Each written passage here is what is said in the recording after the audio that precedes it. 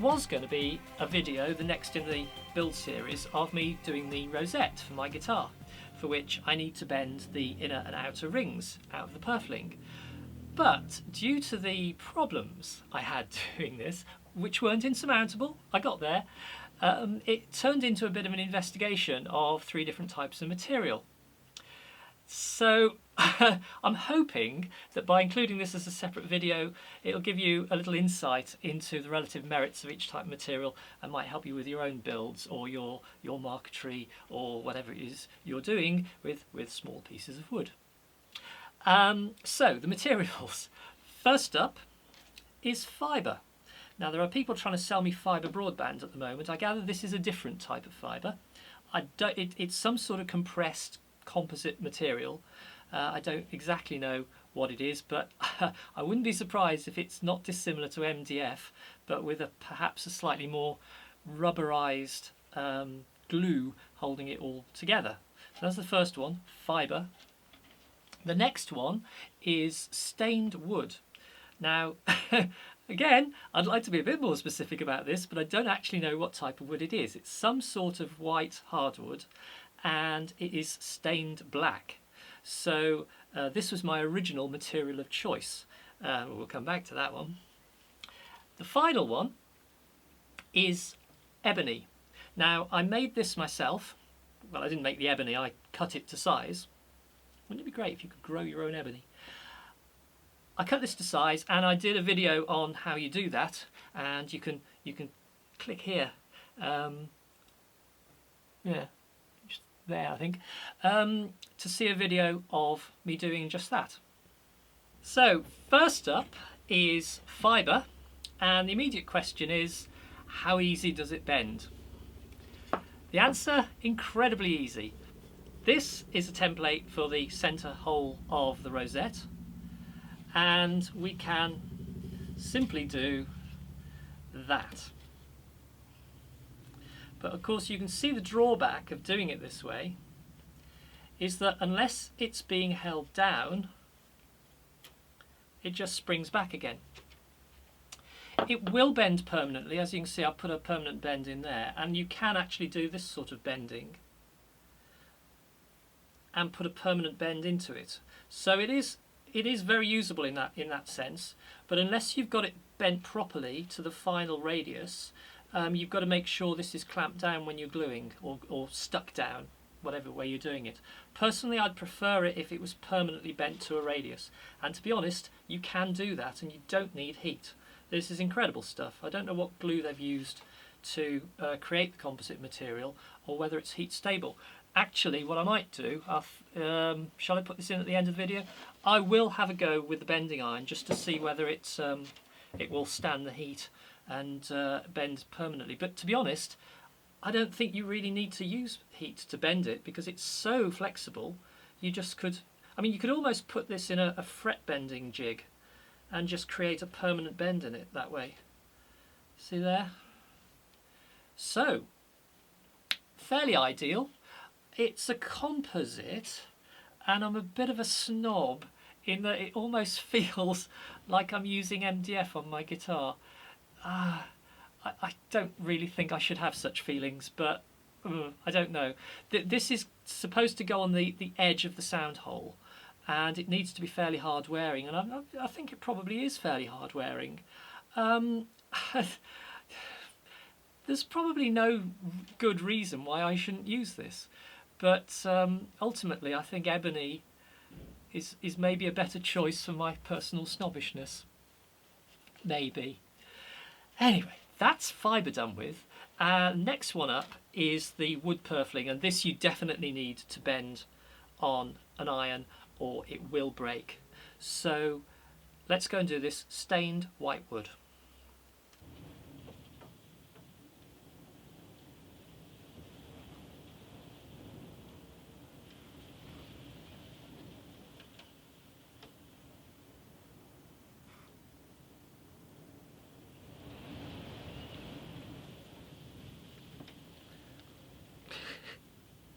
It needs to be more circular than that. There will be a refining process. I'm trying to keep the bend even, keep it moving. At the moment I'm not too concerned about the radius, more keeping it smooth, and I'll go back and tighten it or loosen it as need be.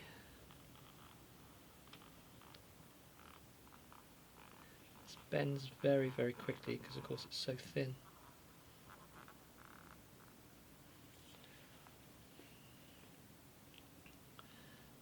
Part of that is actually spot on.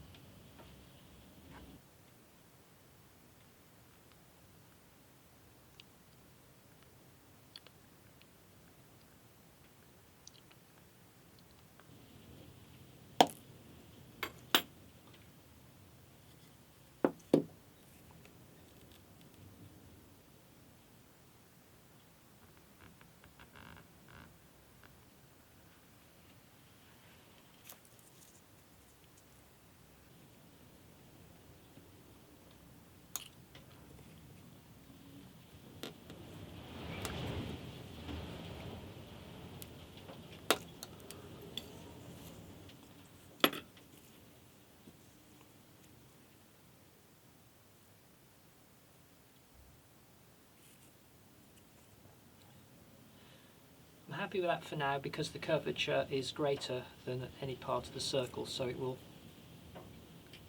stick nicely inside the cutout. I've had a small change of plan. I noticed some of the smudging coming from the purfling, and I realised it was coloured wood, that it wasn't something like ebony, but I thought I'd try alcohol and see what happens. And of course the alcohol just removes the stain in the wood, which is going to be a problem because I'm planning to use shellac. I'm planning to use French polish on this guitar, and the shellac is just going to leach the stain out of the purfling and into the spruce surrounding it on the front of the guitar, and I'm going to have to do something about that. So I could try and seal this with super glue or something, but what I'm going to do is I'm going to see if I can take the edge off my fretboard ebony and use that as the purfling. See if I can manufacture my own 1.5mm purfling.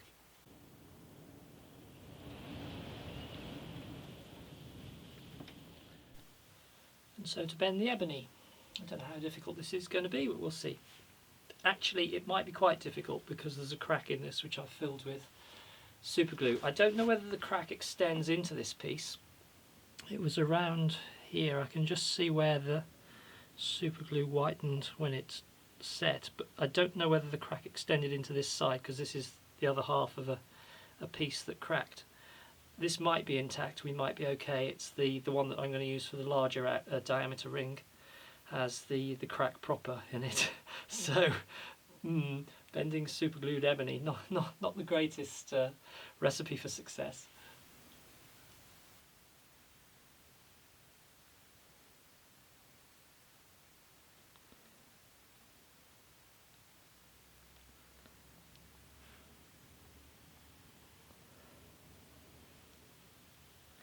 I'm going to do this very gradually and try to keep the curve even and just tighten up the curve each time.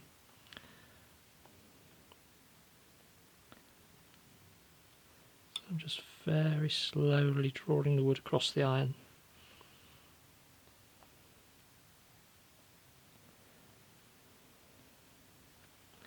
And it's twisting.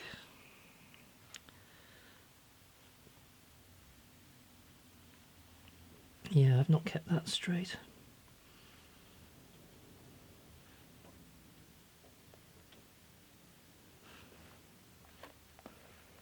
It really has twisted.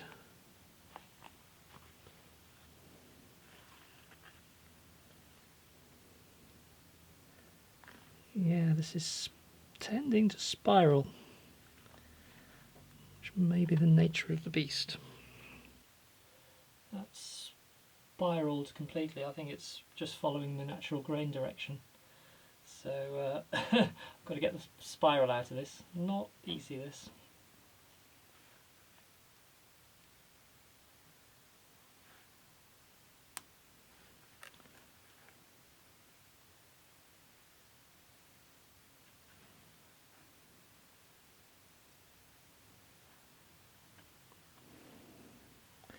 This pass I'm just trying to get the spiral out and it seems to be working.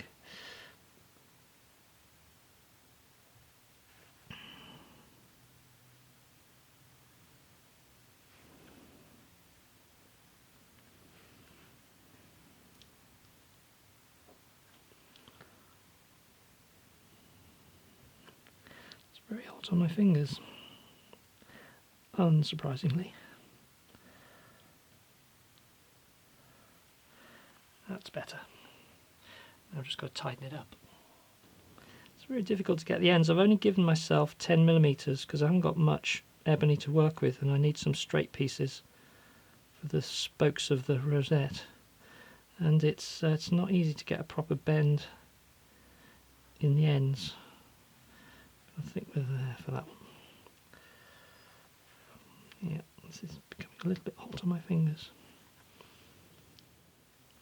I'm going in the opposite direction to when I started, so that hopefully any natural tendency to spiral, which possibly I was helping, hopefully this time I'm combating. Seems to be keeping straight this time, although I'm not getting so much of a curve in this end.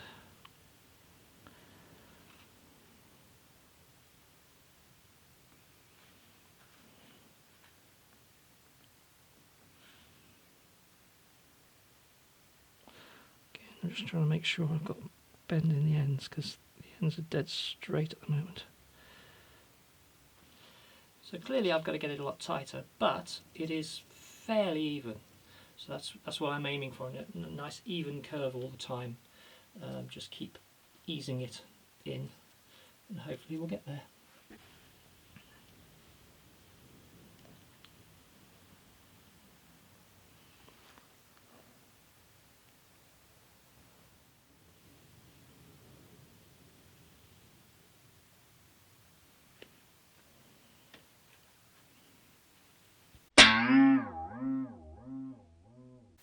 It's given way. I'm in two minds here whether to super glue them back together and carry on, or keep them as separate pieces. It might be difficult to get a good join if I bend the ends, so the join might be better if I super glue them now, which I think I'm going to do. I don't know how stable super glue is at heat. This is 150 degrees C. I don't know whether the wood was just weak there, or whether I'm not 100% sure it's broken where the super glue fix was. I think it did, so I'm suspecting the super glue broke down. Well, I think I'll glue them back together and see what happens. I've joined it. I don't know how successful this is going to be. It's a bit messy. I'll have to tidy it up afterwards, but it feels that it's stiffened it up quite a lot, so see how this goes.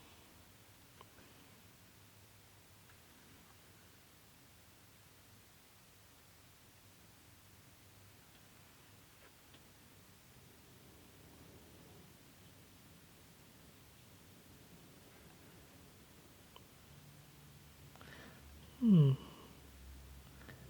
did feel it go floppy, but whether or not it's gone floppy over the joint, I'm not sure.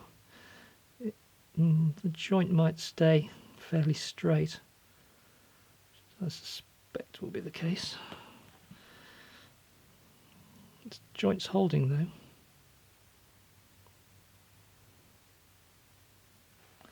It's difficult to gauge how much force to apply to this when there's very little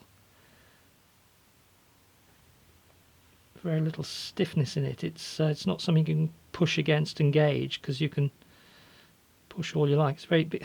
What I'm trying to say, because there's so little strength in this, it's not pushing back against you at all, so it's very difficult to feel the point at which the heat makes the wood go floppy. Does that make sense? You can definitely feel it, but it's a very subtle point that you reach where the wood gives.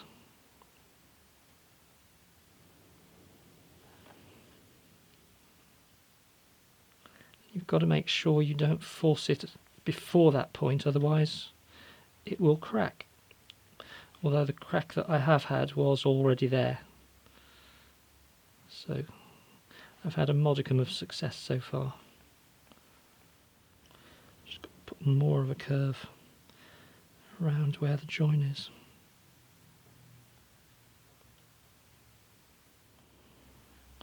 I'm not convinced you can bend joined wood, but we'll see. No, I think the joint's giving there.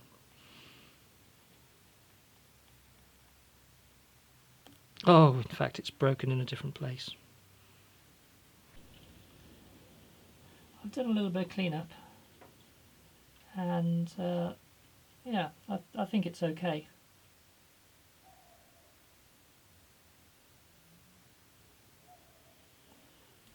But I'm not convinced you can bend wood covered in super glue. I think I was lucky that I'd already pretty much got it to the radius when it gave up.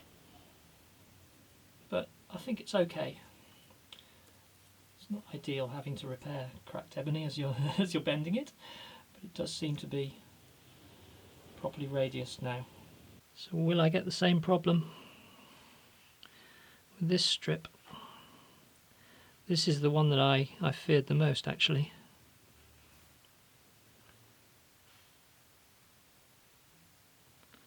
This time I'm going to try and avoid spiralling it.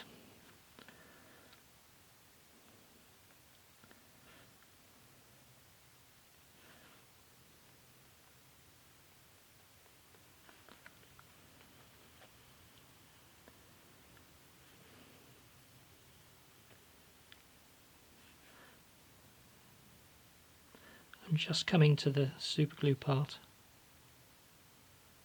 We'll see what happens.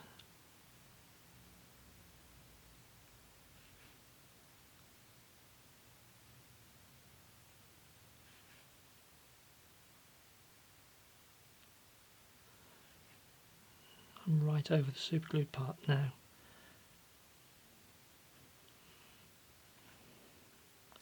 So far so good.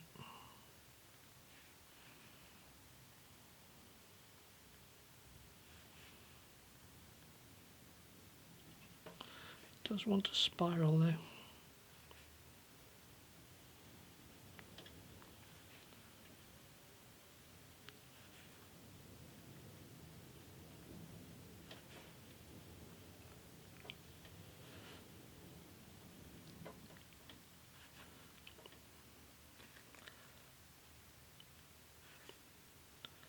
The benefits of cutting it pretty much to the right length before you start, and have I got the spiral? Is that it gives you a pretty good idea of the curvature you want, because you're trying to join a circle.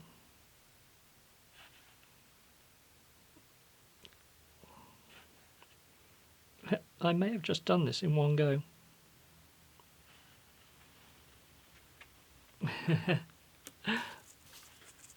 I'm not far off. Not far off at all. Not bad for one pass. I guess practice makes perfect. I will refine it a little bit, but we're pretty much there, and it hasn't broken. Small bit of refining, and we're there. And no breakages this time. Yay!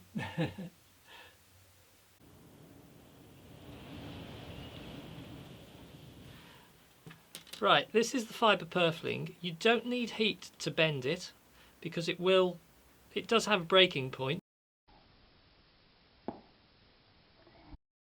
but it will bend some quite extreme curves without heat, and in fact it does have a certain amount of permanent deformation.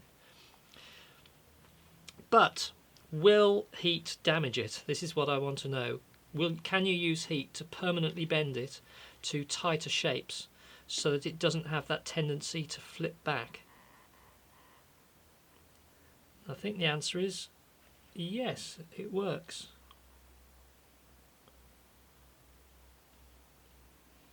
I was concerned, the fact it's a composite material, I was concerned that the heat might actually damage it.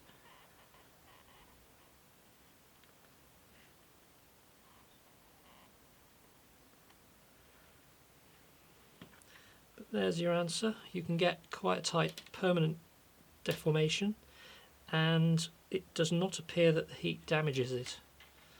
So it's quite a decent material. Fibre purfling. So which material? Well, clearly fibre is the easiest one to use. The fact it's composite though, I don't know. You do have to bend it, I feel, but you don't need heat to bend it. It's just plastic deformation, and it's there. So that is the easiest one to use. I'm just a bit of a hardwood snob, I guess. This stuff, the stained whitewood, I guess it's fine if you've got a finish that doesn't involve alcohol.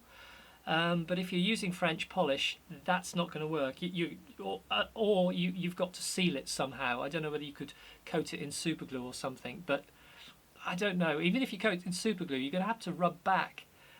Will that seal the stain in? I don't know. I'm not going to risk it. So my preference, despite the difficulty in bending it, although actually the bigger of the hoops, it did actually bend okay.